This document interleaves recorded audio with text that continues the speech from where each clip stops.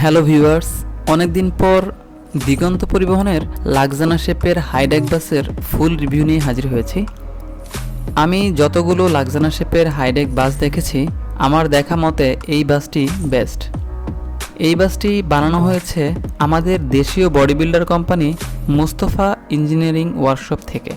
Mustafa engineering workshop সত্যি অসাধারণ ভালো কাজ করেছে। অরিজিনাল স্ক্যানিয়া লাক্সানা হাইডেক বাসের সাথে অনেক ভালোভাবে মিলে যায়। এই বাসটি বানানো হয়েছে অশোক লাইল্যান্ড ইগল 180 প্রাইম চেসিসের উপর। এই বাসের ফুল রিভিউ দেখার আগে এক ঝলক এই বাসের এক্সটেরিয়র অ্যান্ড ইন্টেরিয়র দেখে নেওয়া যাক।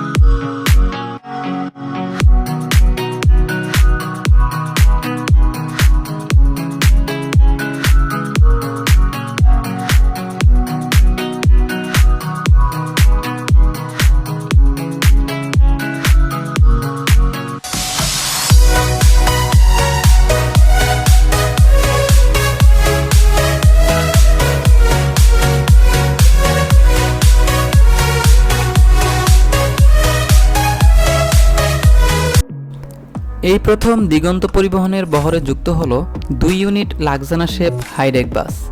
বাসগুলোর chassis Ashok Leyland eagle 180 prime. বাসগুলো প্রতিদিন সকাল 8:30 এবং রাত 9টায় ঢাকা গোপালগঞ্জ কোটালীপাড়া রুটে সার্ভিস দিয়ে যাচ্ছে। এই বাসে মোট 40টি আসন রয়েছে। কোভিড পরিস্থিতি বিবেচনায় ভাড়া নির্ধারণ করা হয়েছে ঢাকা টু গোপালগঞ্জ 950 টাকা এবং ঢাকা টু কোটালীপাড়া 950 টাকা।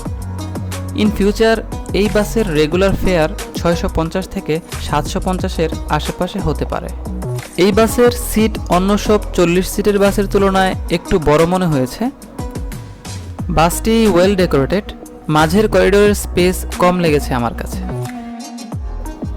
অ্যাজ ইউজুয়াল বাসের ভিতরে ছোট কম্পার্টমেন্ট রয়েছে, যাতে যাত্রীদের হালকা জিনিসপত্র এখানে রাখতে পারেন। এছাড়াও বাসের বাইরে বড় কম্পার্টমেন্ট তো রয়েছেই। ওকে, এখন সিটে গিয়ে দেখি যাত্রীদের জন্য কী ধরনের ফ্যাসিলিটিস রয়েছে। সিটের সামনে নেটের তৈরি ঝুড়ি রয়েছে। প্রতি সিটে নর্মাল সিট কাভার রয়েছে। পা রাখার জন্য আলাদা স্পেসটি একদম ফিক্সড। সিটের হাতলটি আপ ডাউন করতে পারবেন। সিট অ্যাঙ্গেল বা ফোল্ড করার জন্য কি রয়েছে। 2 সিটের মাঝে কোনো হাতল নেই। হাতল থাকলে আরেকটু ভালো হতো, এটা আমার ব্যক্তিগত মতামত। সিটের উপরে রিডিং লাইট এবং এসি কন্ট্রোলার রয়েছে।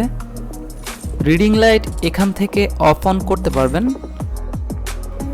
রেড বাটনটা কেন দিয়েছে আমি তা জানি না। রেড বাটন ছাড়াও আরও 2টা বাটন শুধু দিয়ে রেখেছে। ব্লু কালারের লাইট অফ করা যায় না, এটা ফিক্সড। রিডিং লাইটগুলো রোটেশন করতে পারবেন, নিজের সুবিধা মতো সেট করে নিতে পারবেন। এসির বাতাস বেশি হয়ে গেলে এটা উপরে তুলে দিলেই এসির বাতাস নিয়ন্ত্রণে চলে আসবে। যাত্রীদের সেলফোন বা ল্যাপটপ চার্জ দেওয়ার ফ্যাসিলিটিস নেই। জানালাতে পর্দা ব্যবহার করা হয়েছে। এই বাসটিতে লেগ রেস্ট নেই, একটা রো কমিয়ে দিয়ে লেগ রেস্ট দিলে বেস্ট হতে পারত। যাত্রীদের বিনোদনের জন্য বড় টিভি রয়েছে, এছাড়াও ফ্রি ইন্টারনেটের ফ্যাসিলিটিস রয়েছে। এখন চলুন বাসের বাহিরটা দেখে আসি।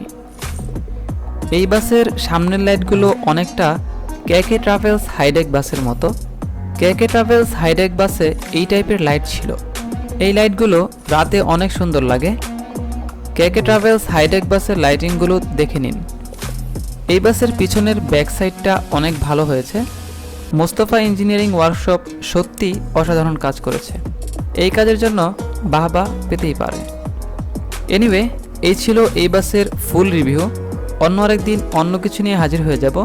সেই পর্যন্ত ভালো থাকবেন, সুস্থ থাকবেন আর পরিবারের সদস্যদের প্রতি খেয়াল রাখবেন। আল্লাহ হাফেজ।